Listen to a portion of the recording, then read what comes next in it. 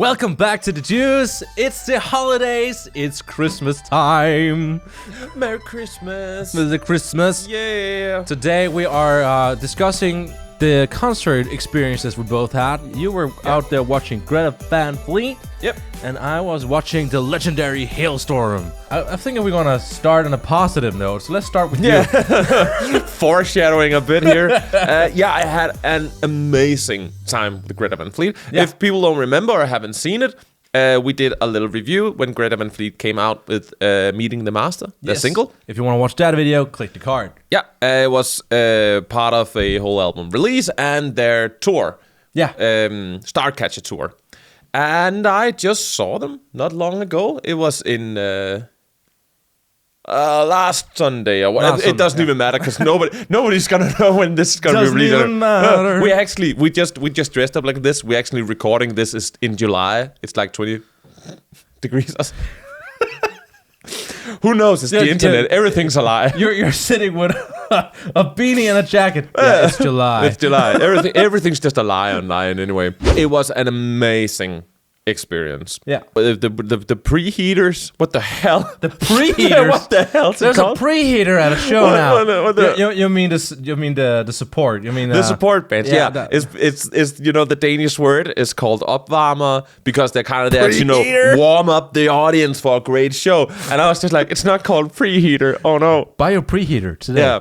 Opvarming can also like translate to preheating or preheating an oven. So yeah, anyways, keep it PG. They were amazing. The first one who came on and did a crazy show, Hannah Wiklund, oh my god, I loved her. I just came home and was an instantly a fan. Followed her everywhere I could on social medias. Don't be a creep. We will, of course, leave the links for the bands down in the description below. Absolutely. There was another support band that I didn't get to enjoy the whole thing of. She was also great. I did enjoy Hannah Wiklund a bit more. She was just my kind of jam. Amazing guitarist, amazing voice. A bit Alanis Morissette meets Janis Joplin. Wow. Kind of thing got going on there. Crazy solo guitarist. So if you're into that kind of stuff, you definitely need to check her out. Oh, she was great. She was really great. And so that there was just it was gonna be a great day. And the girl I was with, my friend there, we were talking about this show because Greta Van Fleet aren't exactly like super famous in Denmark. I think a lot of people know who they are. It was also sold out, this venue, but it's not the biggest venue in Denmark. So we were like, what's this the whole show gonna look like? Is that gonna be a lot of crazy stuff? And we're like, it's probably gonna be quite easy going. It was not easy going. They had flamethrowers. We just thought they were gonna get on stage and then just play their shit and then go away. They didn't. They had flamethrowers. They're like the new Rammstein. Yeah, they had fireworks indoors. Indoor fireworks and flamethrowers. Amazing. And it's just like when they pouring out glitter. It was just everywhere. We were just laughing because they just like within a song or two they just exploded all kinds of like out against the audience, and we just talked about it was probably gonna be. You're standing in the audience like there's a rocket coming my way. I was with a real Greta Van Fleet fan. I love them, but she's like a real fan. She noticed that their intro, they had a big banner coming down with the Starcatcher logo, and then there was a guy at the end because the banner didn't reach all the way around the stage, so we had to like hold it so we couldn't see anything. It was kind of cute. That's a boring job, but it was kind of funny. But I want that guy's job. He's probably getting the time of his life holding that thing. Yeah, and then there was this whole tune, like symphony orchestra thing going, and I was like, oh, that sounds great. Now the show starting. And then she noticed it was all their albums, but in symphony. They had all their albums. I think it was both the Starcatcher tour and some of the previous albums. They had a whole symphony orchestra to play that, so they could just have that going while they prepared the show. That was amazing. I didn't even notice it, but so crazy, so amazing. The details in that. Yeah. Super cool. The guitarist, crazy. The drummer, crazy. The bassist and pianist, they had crazy. And very crazy. Like crazy, the singer. Crazy world. Like he's so insane. The thing he can do with his voice, and he just looks like it doesn't bother him to do it the least. He is the embodiment of correct technique. He's a guy who he knows what he's doing, and he's not afraid of showing it off. It was such a crazy show. Like the way they had the typical solo and drum solo and stuff, but it was so amazing because at the end with his kind of voice, because it's very high pitched, it's very it's the whole 70s rock kind of thing. You kind of also want a little break, just to take everything in. Yeah. So because I remember when we were talking about Greta Van Fleet the last time, you were a little bit afraid of it would be a little too much. Yeah. His voice is high. It is. I have a problem listening or hearing lyrics when people sing them just on a good day. But like most stuff, I don't know. It's a weird thing I have. I just don't really pick up on that stuff very easily. Deaf. And of course, with this kind of vocalist, it's even more difficult. And it's so impressive, but it can take a bit of a toll on your ears if you're not really into this kind of stuff. But it was like they already knew. They knew when we needed a break. They knew when they had to all right, and he was changing clothes constantly, and it was amazing. It's like one of those bands that yeah. Would I listen to myself for this long? No. Okay, it's time for a break. Yeah, and they really they did give the audience. Sorry, there's a little Danish in there. I'm just really excited about this. It's so cool. I just love him. I can't talk about it anymore. I'm sorry. They were great. Okay, that's the review. They were great. F*** off and watch something else. I'm done. So from, let's say, from 1 to 5 stars, how much would you rate this concert? Like, it was just a 5. Like, even if they didn't have all the lights and all the fireworks and all the flamethrowers and stuff, it would still have been a 5 concert, because the attention to details, the way it was set up, the instruments they had on stage, the way they did it, the way they owned the stage, and the singer is just a freaking darling. He's so nice, he's so cool, and everything was just great. Yeah. But with the added, fireworks and stuff, it's just a 10 out of 5. 10 out of 5. It was just that good. It really was. I would recommend everyone go watch them if they ever come to your town. Definitely go buy a ticket. It was not for me. It wasn't the most expensive kind of tickets, and do it while you can. Do it before they take over the world, because they're worth it. They're working on it. Yeah. Oh yeah. I went to see the legendary Halestorm, and they brought Black Veil Brides with them and a band called Mothica. How should I start this? Yeah, because I did hear a bit about that. How should I begin? It's a 4 hour plus show. That's a long show for someone who's always been waiting in line for several hours as well. So imagine an old guy like me and his back is gonna break. So yeah, a plus 4 hours, that's a long show. It's an unnecessary long show. Mothica was phenomenal. Like, they introduced the modern era of rock music. I know there's a lot of controversy regarding backing tracks, but they seem to own their backing track. They knew why they were using it and how to use it. I really love that. They were like using their backing track as an extra instrument, because that can actually be very difficult, especially with genres like rock and metal. How do you actually incorporate this without it being a little cheap, Yeah, like they didn't hide it in any way. So actually, when there's stuff happening during the set that is kind of hard for a human to play anything, like different sounds and stuff like that. Yeah, they're like just stopping, like freezing in place, and you're just hearing the backing track doing all kinds of and then they move back in like dolls, kind of like stool dance, kind of like. Cool. It was so fun to see, and it was very, very different. She had, if you've seen cosplayers in big dresses and stuff like that. It was like that. Oh, okay, cool. And I was like, wait a minute. Is she performing or is she a cosplayer who went to the wrong venue? Oh, that sounds nice, though. But it was really, really good. It was really, really good. Very, very well executed from start to finish. But I know there were 2 other bands playing that day. Yeah. Yeah. Next up, we have Black Veil Brides. Yeah. We're and they performed well. They knew their songs. They have been playing these songs for a decade or two, and this is the part where I'm saying it shows. It didn't really feel like they wanted to be there. That's the worst part. Like they're moving out on stage, they're performing the songs. It sounds phenomenal. I'm not gonna give bashing for that, but we have this lead singer in Black Veil Brides. He's an attractive man. The only really interaction he had with all the audience that day was moving to the front of the stage, smile, and then go back to the drums again. So eat some chewing gum or whatever. And when he needed to, when there was a break in one of the songs, go back to the front of the stage, smile, and then go back again. There's almost like a catwalk model show. Yeah, it kind of felt like a catwalk model show sometimes. And I was like, what is happening? Like, I was just expecting a band like Black Veil Brides that is so rock and roll and so into the alternative genre.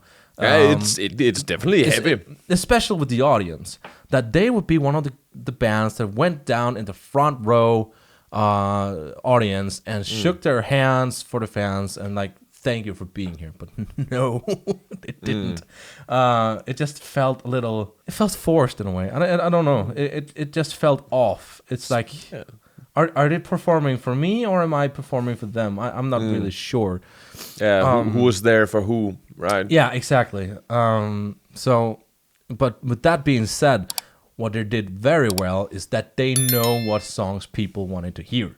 So they played all of their classics, all of their biggest hits in one go. Like that's nice. That's very nice. That's like that's a fan favoritism, right? They're doing that for their fans because they know people want to hear us play that song, that song, that song, that song, that song, and so on. Yeah. And I was blown away. Like, wow, they have been in the game for enough years to know that we want to hear that. And nothing else. That makes sense also if they're not actively coming out with a new album and they're there, to play some good music for the fans, play what the fans want to hear. Like that does make sense. But it's too bad if they're kind of bored of doing it, if they don't really put their heart into it, man. They're just there to get it over with and screw off, whatever. I think that's too bad. There's a gimmick. I've sadly been using it once or twice.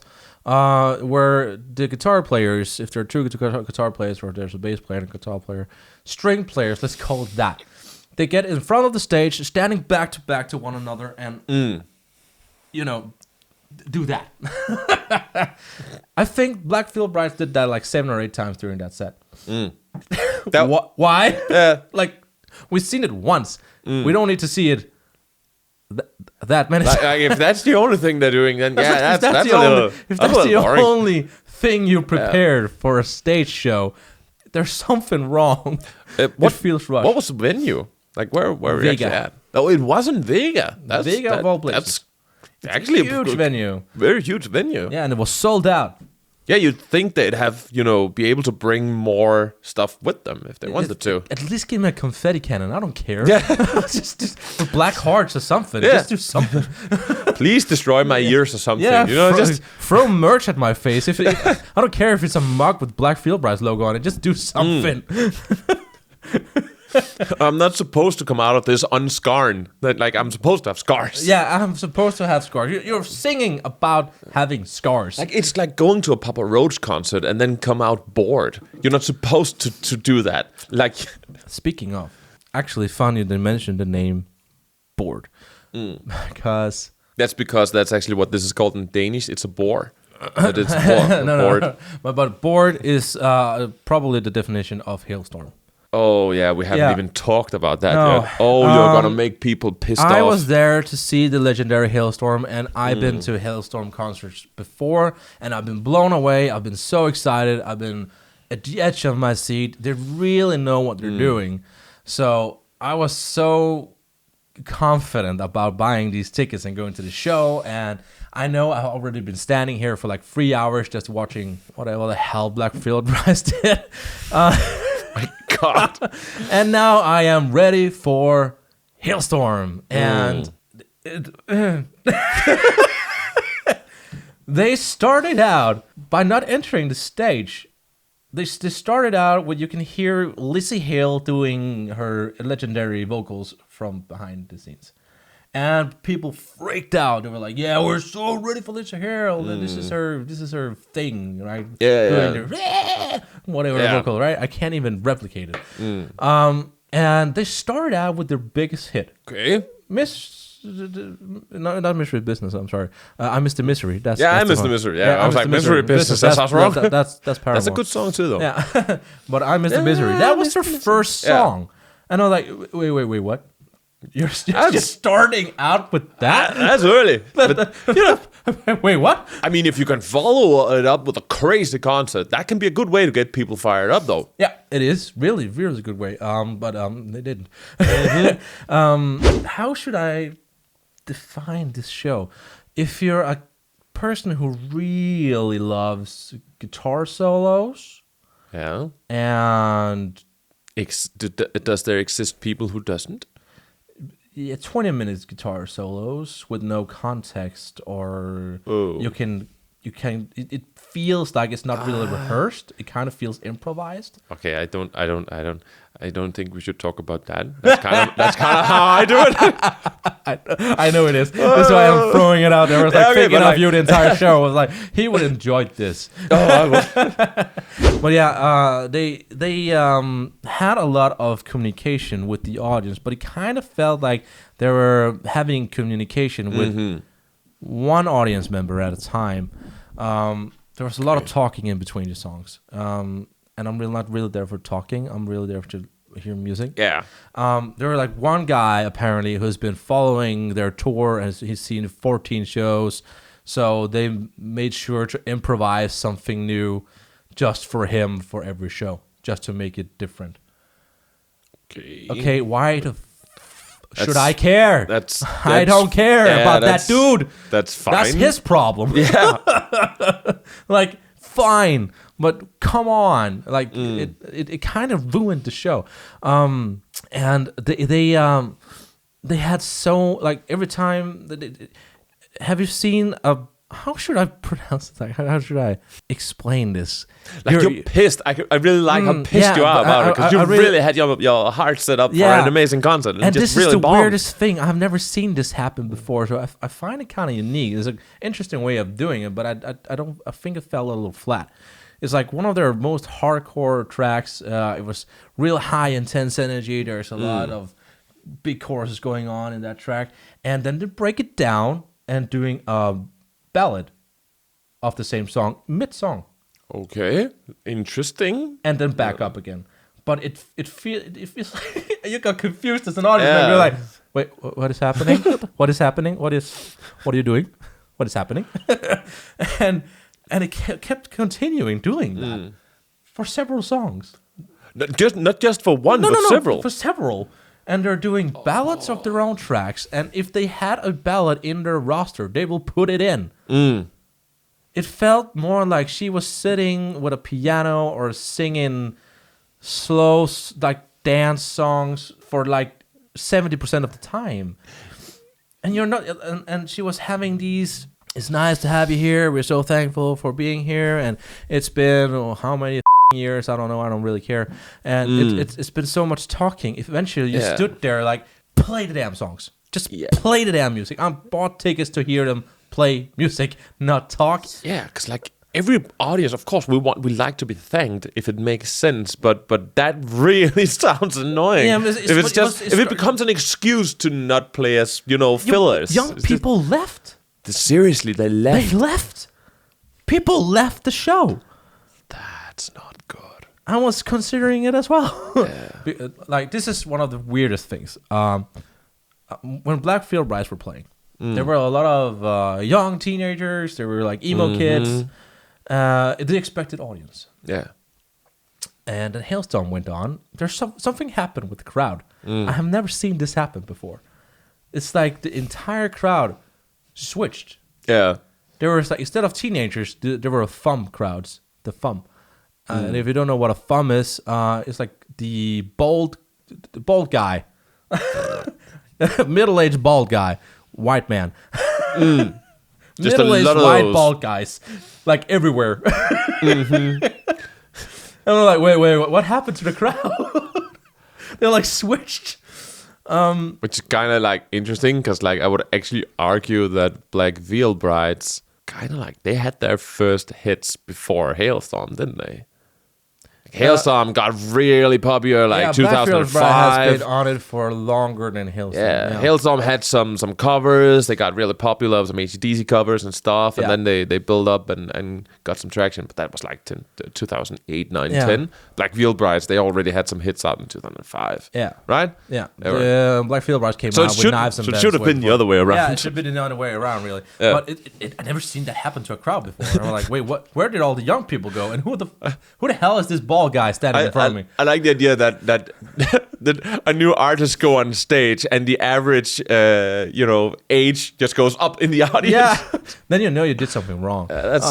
There was a moment where she again were pointing out one specific audience member who was a pregnant lady who apparently for some reason had this weird connection with them at the merch booth and stuff like that. And then they wanted to dedicate another ballad to this woman and her new unborn child. And then like the rest of the audience don't care. No, but You're connecting with one person here. You're not connecting with the rest of the audience. What the hell are you doing? If they just generally had a cool connection with the whole audience and you really felt like they were there for you, they were there to entertain you and stuff, then fine, single out some people, have some fun with them. Makes sense. But when everybody just feels a little disappointed and the whole show is just going to be, oh, so they're just playing for that guy now, or now it's for that dude or whatever. Yeah, I can see how that also with all that talking. Yeah, there's so much talking. There was so much talking. I never. This is the saddest thing about it. Is that when I left the show, there were young people at the staircase walking down towards the exit, and they said this was the most boring show they've ever seen. Yeah, I remember back in the day when you were actually seeing them at Boston Live and all. I was blown away. Really, they were playing with nothing more back then. There was like this was phenomenal, and I know that their drummer has his thing with playing drum solos. He's been doing it for decades now.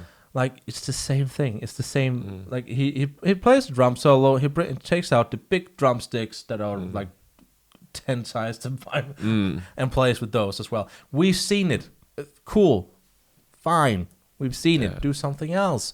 But it feels like the same. It kind of like it was a rough replication of a song, like a show I saw 10 years ago. Yeah, but with more ballads. Basically, and more talking. Just less music at the end. Yeah, like the same young people who left and were standing at the staircase saying this was probably the most boring show they ever saw. They were like, we're not supposed to have a cozy time at a Halestorm show. We're supposed to go nuts and leave here with a bloody nose because of headbanging. When they start with I Miss the Misery, they also just lead up to it gonna be a freaking amazing like blast of a show, and then they just drop down to ballads and weird covers of their own stuff. I know I'm bashing this show a lot here, but and I haven't even touched the iceberg of how bad it actually was. But I want to end it on a positive note as well. Yeah, it's like Halestorm. You can't take away. They know what they're doing. They're really, really good at what they're doing, and they're really good at connecting with apparently individual fans. They know their audience, but for some reason their audience has changed, and I think they're trying to understand it themselves, what's really happening with their audience. Sounds like they're trying to switch things up a little bit. Yeah, it seems like they're trying to like accept that they're getting older. Mm-hmm. I think that's what's happening. I'm not really sure, but it was sad to see how it all went down. And the most sad part, I know if Mothica, if you're watching this, hello, you got a new fan here in Denmark because for some reason you outplayed Veil Brides and Halestorm the same night, in my opinion. I know there's probably a lot of people who's going to bash me in the comments, but fine. It's whatever, because this is not about actually bashing Halestorm for the musicians. They are, because they are doing an amazing job. They have always written good songs. They're just phenomenal the live, show they put up this time just wasn't good. And not everybody, that's how it's going to be. It's okay, but it also just more sounds like you're freaking just sad. Yeah. It's like this, you wanted them to succeed. You wanted to have a great time. That's why you bought the ticket, and you didn't. I came there to just watch them play music and playing the classics that I know and having starting a party with everyone. But it felt flat when it felt like a high school dance. Yeah, and it's really important, I think, that distinction, because we're not trying to say these things to bash anyone. No. Because that's the thing about making content. Of course it's going to happen. Not everybody's going to like it. It's still just our opinion.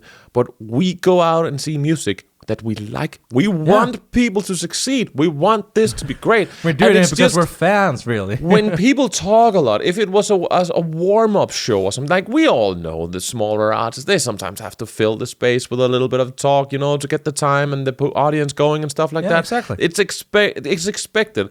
What's sad is when it becomes one of a really, really big band. You don't expect that. You expect much more from them. Yeah. And when they don't deliver on that, and you paid a lot of money for it, and you just want your favorite bands to succeed, and when they don't, it really just feels weird. Also, because when you do some music, I don't actually think you have to be in the music industry more than 3 months in order to learn a little bit about what's going on behind the stage. No. So that also just leaves you questioning, what the hell were they thinking? Why did they do this? It makes no sense. When you bring people to a Halestorm show because you're excited to show them Halestorm for the very first time, and you leave there embarrassed. Yeah, that's not good. Not a fun feeling. Yeah, you kind of have, like, when you're excusing. Yeah. It's not so I'm not supposed to do excuses for a legendary rock band. That's not how it works. Thank you guys so much for watching this. I hope you enjoyed it. Remember to check this video down below if you want to check out more about Ed Sheeran and his phenomenal Pokemon cover. Yep. We'll see you next time. Yeah, we do. Bye.